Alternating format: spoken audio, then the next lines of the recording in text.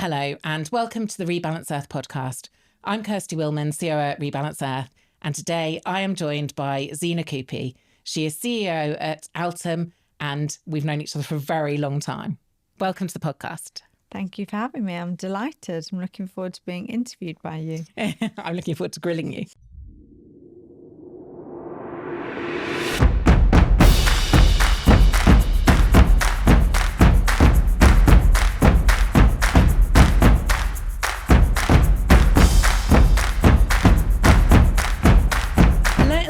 With Altum. So you joined Altum when you had a tiny baby, Valentina. I did. And you became CEO. And it was your first role as CEO.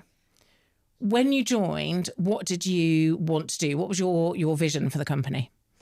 So yeah, I've spent my whole life in financial services, all 28 years of them. I know I don't look old enough, but I am. And I grew up in a very male-dominated industry. So I didn't join as CEO, I joined as COO, but I had the opportunity and the support of the shareholders to take on the role. When I joined, it was a very different firm. There weren't many females. There was certainly no female leadership. There wasn't any female shareholders. So very early on, I realised that was something that I had to change. And I did change that. And as we stand today, we're 60% female-led on our top co with private equity investment, which I think is pretty unheard of. And obviously we have Dame Helena Morrissey as our chair, which is fantastic. So she's actually taught me a lot about leadership. And obviously a big part of our culture is around diversity, authenticity, and really equality. And I think, we've done a lot of work on that. Not just in our culture, but in the values, but in the way that we want to be seen as an organisation. And definitely that's been a lot about my legacy in leadership for sure. And the 28 years that preceded that, so you were at various different places. When you look back, what shaped you into the leader that you've become today? Definitely situations that happen to you, things like being passed over for promotion, maybe being in situations where your voice wasn't heard or you weren't given the opportunities you thought you should have. And I think definitely I became someone who was very resilient, someone who was very, very passionate and very driven. And that shaped me into a very authentic leader. I think I believe a lot in transparency. I believe it's important that you treat people as you wish to be treated. And I think if you show up authentically, you have a proper purpose and you align to your values, then it's very easy to bring people along on that journey with you because they believe in you, they trust you. And when you have that psychology of trust and protection in a firm, people genuinely perform a lot better. And I think that's a really important lesson that I learned. And you see it, like we see it in results now. Yeah. It definitely, it's more than letters that are written on a cup. Yeah. And you left school at 16, didn't you? I did. And so started work really young. I did. I started at Ernst & Young at the tender age of 16. I did many different roles, but primarily starting in accountancy. And then I did my corporate governance and then I've gone on to do my chartered directorship. But yeah, I always wanted to work. I was very entrepreneurial. I wanted to learn. I still have a very active learning mind. I'm currently doing an AI transformation course, which I think is the bane of everyone in my organisation's life. So I think it's all about self-development. I was always a self-starter, always wanted to learn more, always very, very inquisitive and wanted to kind of better myself. But yeah, I never got to do the partying piece at university, which I think I probably missed out on. Still time to make up for it. Yes, definitely. So at Altum, you've got an external shareholder, you've got an external chair. What are the pressures on you as CEO?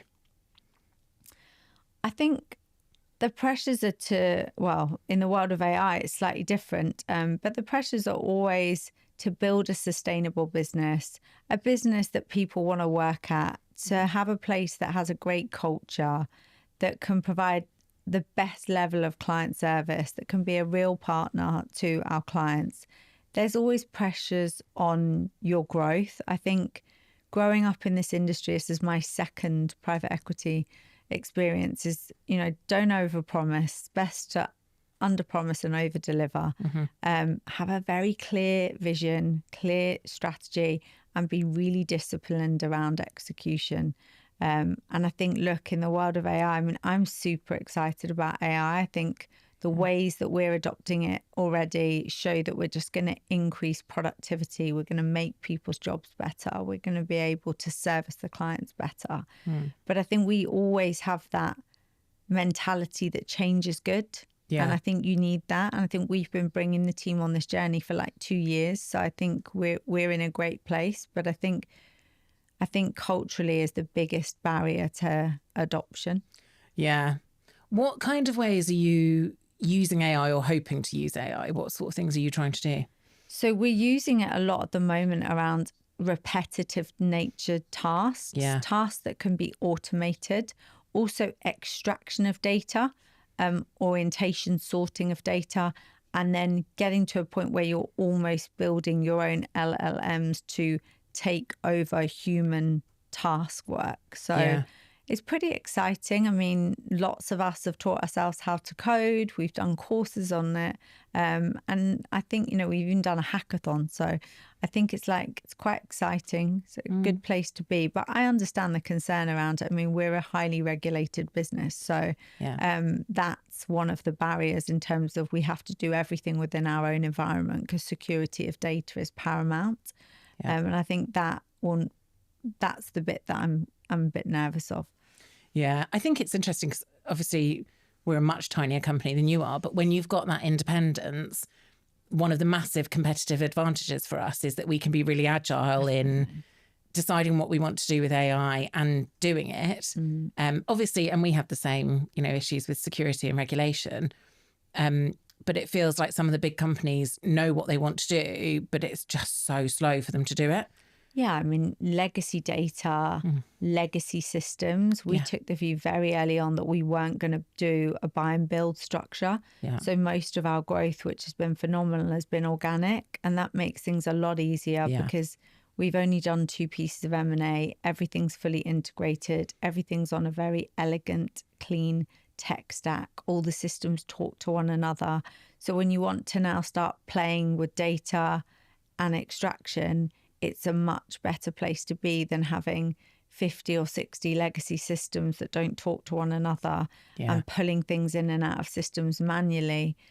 I'm not actually sure how some of these larger companies that have done loads of M&A will be able to be in a place where they're ever going to be able to do some of this AI automation. No, I think that's really true. And talking about the growth, so you've grown hugely. Altum has grown hugely over the last few years. So I might get these numbers wrong, but from 11 billion of assets that you're looking after to 30, was it? 30? 72. 72. My numbers were old. I mean, over what period was that? So I joined in 2020 and we're into 2026, so 6 years. Which that is unbelievable growth. And combined with that, you've grown in jurisdiction as well. So you've got an office in South Africa. We've gone from 1 office to 6 offices. So we're in Jersey, Guernsey, London, Luxembourg, Ireland, and South Africa. I can't. Not yet. No more. Your team there will be very upset if you forget them. I mean, talk to me about how you manage that growth. But it's not just growth in clients. It's growth in clients, growth in teams, growth in staff. How do you manage that and make it all work whilst you're still servicing clients the whole time? So with difficulty, I won't lie. Look, you need to be very disciplined in your approach. You need to be very, very structured around your priorities, and you need to stick to them. I've been probably held accountable of going off course a couple of times, and that's, I've learned those lessons. You need to stay in your lane. You need to delegate. You need to hold people accountable. You need to realize that you're now not really the person that's doing the doing. Yeah. You're doing the enabling. So a big part of my job is finding the talent, building the teams, looking at what's coming next. How are we going to adapt the teams to be teams with humans and agents? And what does agents and what does that mean to the clients? What does service offering look like? Are there things missing that we need? What are the improvements that we can make? I'm very, very client-focused CEO. I know you know that. I spend a lot of time with the clients. I still love sales. It's in my DNA. Although I know, I've been on the receiving end of it. less and less now. They don't actually let me go to the sales pitches, and they win. So I don't need to go, right. I love winning. But it's building the team. I've always said it. No matter what comes, we're a people business, people first. Yeah. And I think you hire the best people, you award them, you train them, you bring them on the journey. Yeah. You build the best firm. And the fund admin business is notorious for staff turnover. And certainly when you're a client of a staff admin business, you feel the pain when there is that turnover. And I've absolutely been in that position where the team, like, it just takes one person to leave, and the pressure that it puts on lots of other people means you get more and more turnover. And it's awful. Like, it's really difficult. You've got a really, really low staff turnover, and you've maintained that for a long period of time. And you talk a lot about people and culture. What have you done to translate that into real life to get to the point where, I know you're demanding as a boss. She's being nice. I'm here, yeah. And I mean that in a really good way. But I've always been really impressed with the loyalty that you've got. So people who followed you as you've moved, people who will really openly say, I'm working really hard, but I absolutely love it. How have you made that into reality? Do you know, it's something my mother taught me when I was really young, and that's treat people the way you want to be treated yourself. And if you hold true to who you are, your purpose and your values, you can't go wrong as a leader. I think authenticity is key. People need to trust you.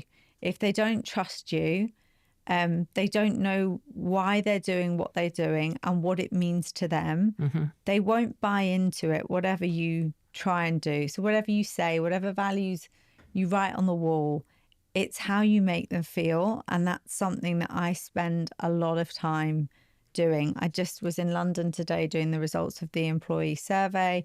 I do skip one-to-ones so I can get to every single level of the firm and take heat temperatures on what's really going on. I spend a lot of time with the staff. They are our biggest asset. And I spend a lot of time working on the culture. And that's, like you say, making them do crazy fitness events.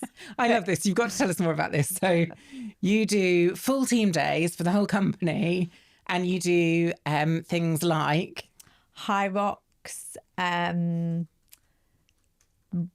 paddle championships, which I'm not sure I'd do again if people are hitting the balls. And we're quite competitive. One of our values is win together. So we are indoor skydiving. Yeah, indoor skydiving. I've heard about that from some of your team. Yeah, I think Helena loved that one. She did it though, didn't she? Yeah, but look, during COVID, we put bar in the office. We're all about,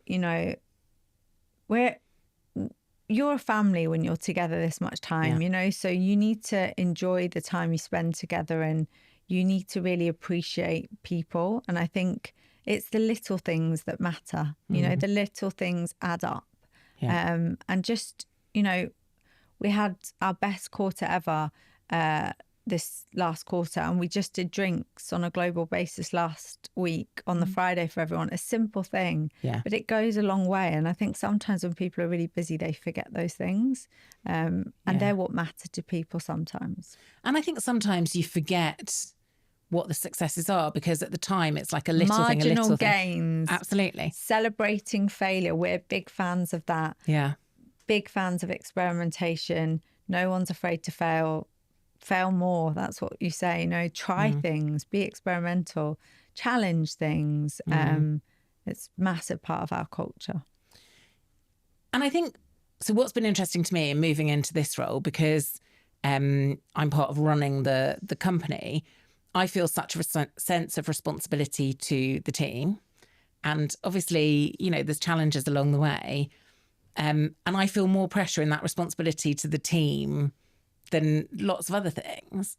How do you manage that sense of responsibility? You've got a really big team now.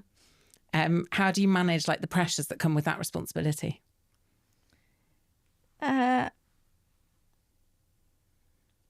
think you need to realise that you can't solve every single problem, and that you won't make everybody happy all of the time, and that sometimes you'll make decisions that nobody understands or nobody agrees with, and you need to be okay with that.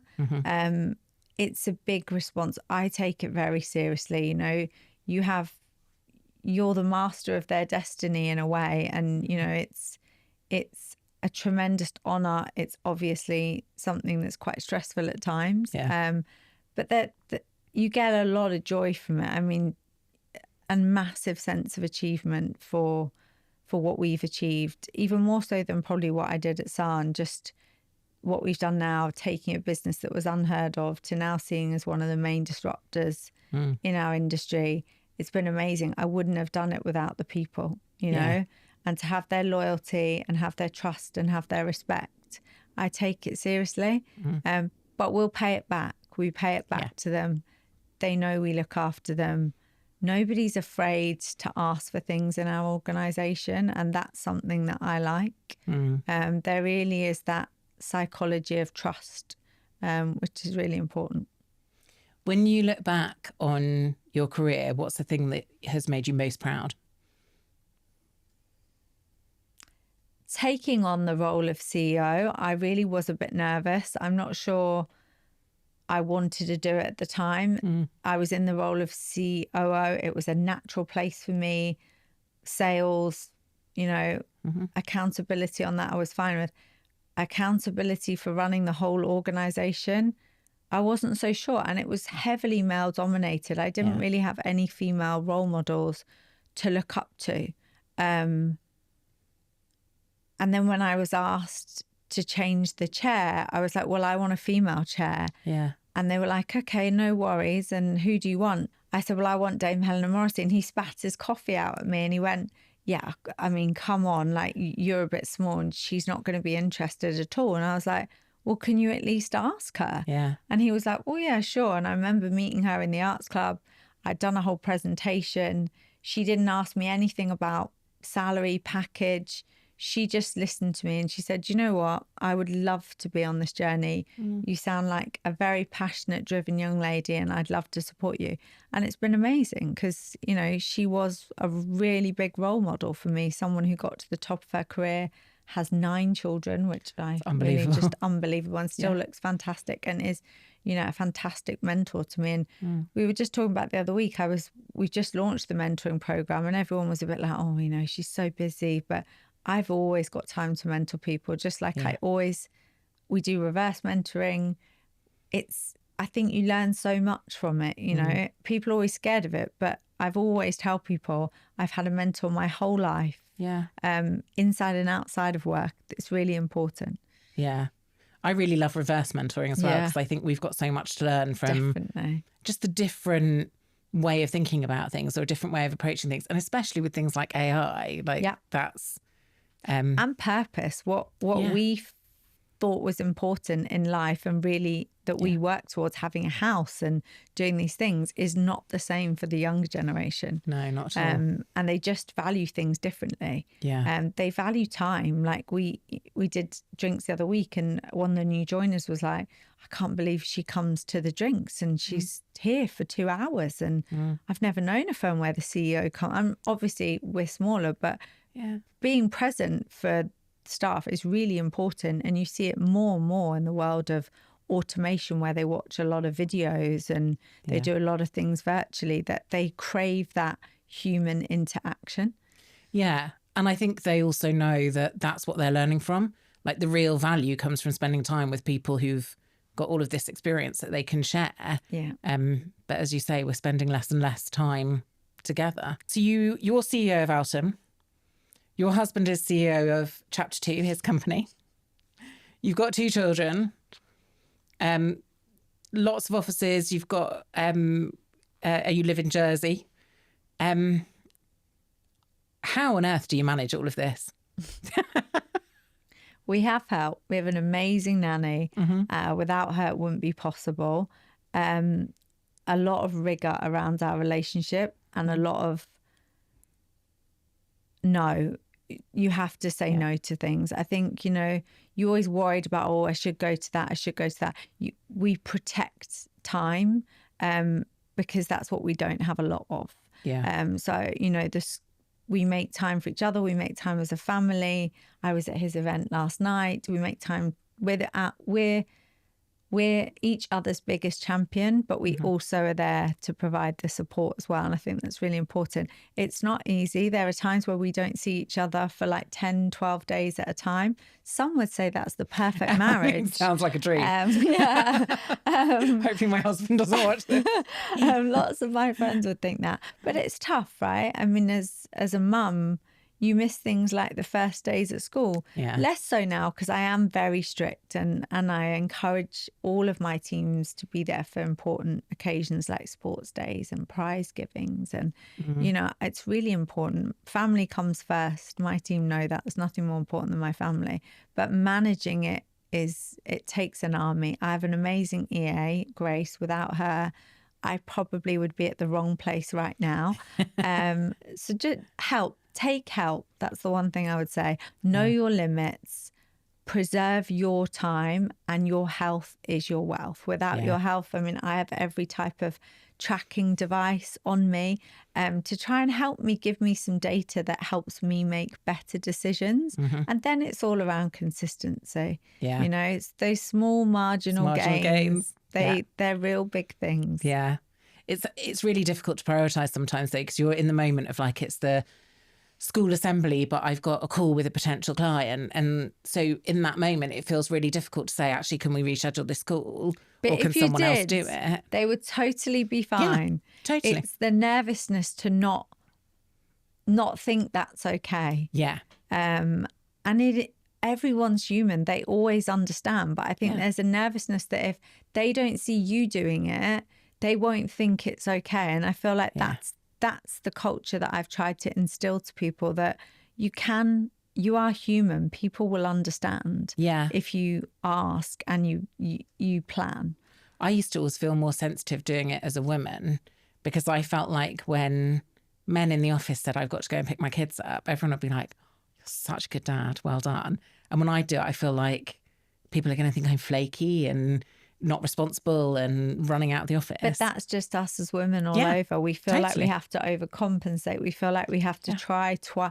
I've got more confident with my age. And as I've grown up, I've learned that I don't have to be that person. That the only person that's making me that person is myself. Yeah. Whereas I think when you're younger, you're so much more impressionable. You take so much on your shoulders that affects you and how you behave. And I think as you get older, you just take less of that. Yeah.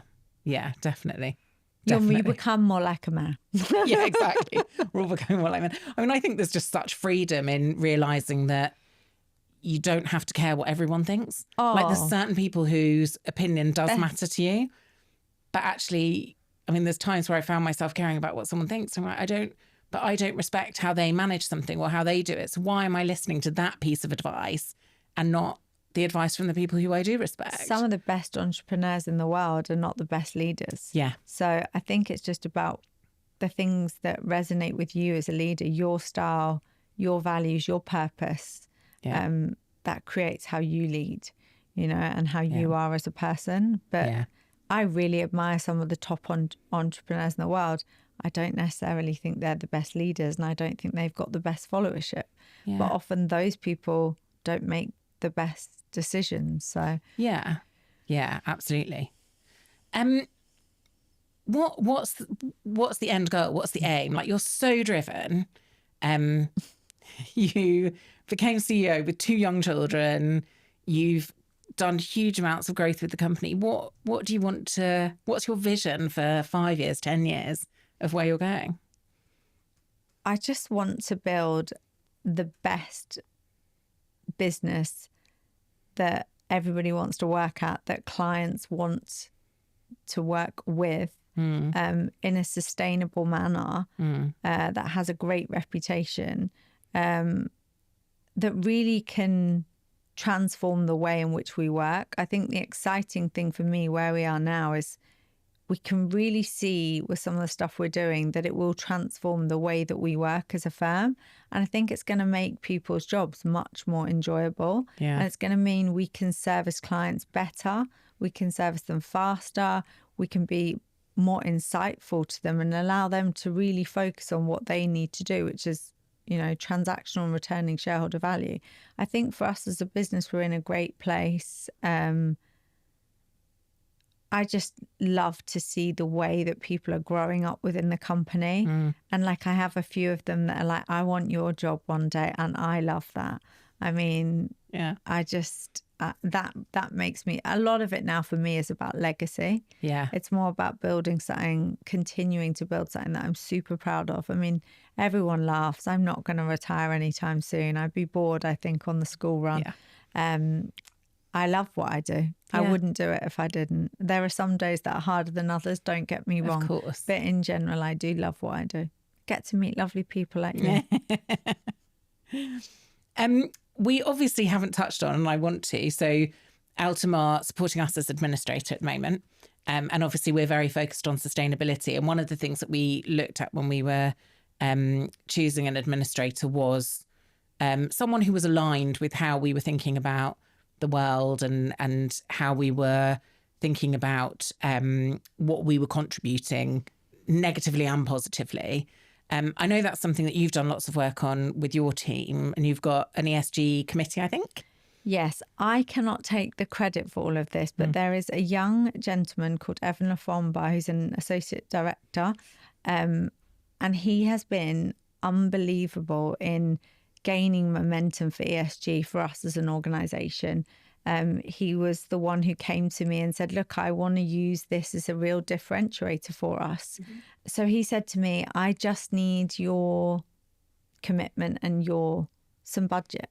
And then I said, no worries. And obviously we talked about a lot of the different things that we could do. We talked about B Corp assessments, but that's quite difficult because we're obviously offshore. Yeah. So we signed up to the UN Global Compact, and we've been looking at all of the different things around materiality assessment. We've been looking at ways to offset our carbons with the Jersey Durrell Association. And also we've now been looking at more on the materiality assessment of how we can actually really reduce. So what are the things that we're using the most of in the office and travel and everything like that? But he's so passionate and he brings everyone along on the journey. Yeah. We won an award for it, one of the first Jersey Finance Awards last year, which is amazing because I do think we do care a lot. We care a lot about everything. So that's a big area for us around how we can give back, how we can make better assessments, and also how we choose clients.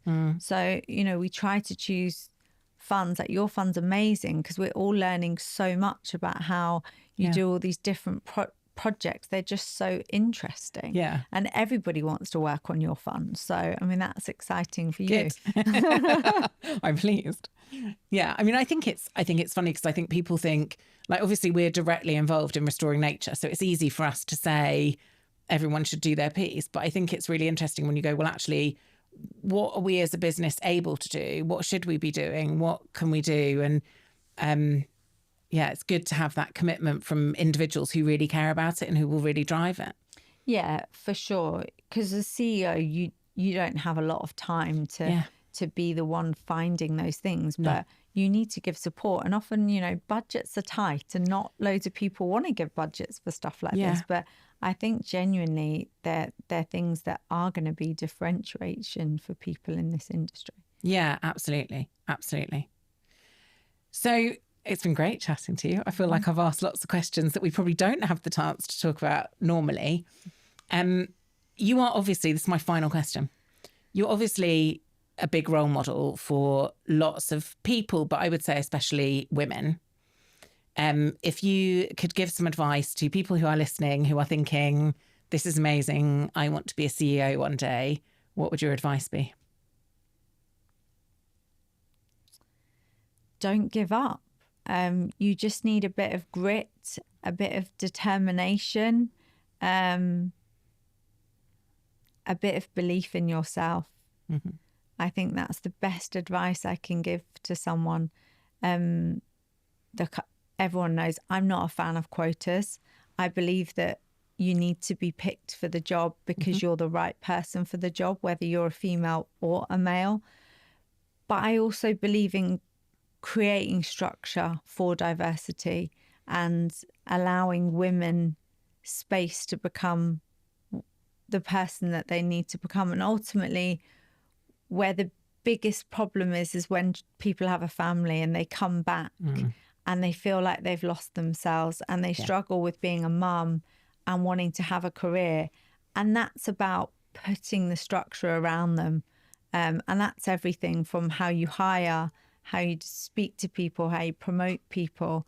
And we've done a lot around that. And that's an area that is a real focus of mine. We've got great diversity at the bottom, great at the top, great in the middle. But this top bit here is where you tend to lose everyone. Yeah. And that's just a big focus of mine. Everyone knows I'm a big fan of diversity. It shows it in your teams. Diverse teams perform better. Yeah. You've only got to look at our top line growth. You can see that it speaks for themselves. So I think it's not just about doing it because you should. Yeah. It's doing it because it does make a big difference. Yeah. And I think it's all about the quality of discussions that you have when you've got genuine diversity in the room. Yeah. And someone seeing something that's in your blind spot or you seeing something that's in someone else's blind spot, like, how can that possibly be a bad thing? I always say to everyone, back yourself. Yeah. If you said that to me loads of times. I did say that to you. I always say, if you don't back yourself, why should you expect anyone else to do it? Yeah. So be your own biggest fan, know your limitations, work on your shortcomings, take constructive criticism, and look, just go for it. That's what I'd say. That's amazing advice. Thank you. You've been a brilliant guest. Thank you so much for answering all of those questions. And yeah, I've really enjoyed it. So thank you very much. I have too. Thank you very much. Thank you. Thank you for joining us today. If you've enjoyed it, please forward it to someone else, like, comment and subscribe. And we will see you next time on the Rebalance Earth podcast.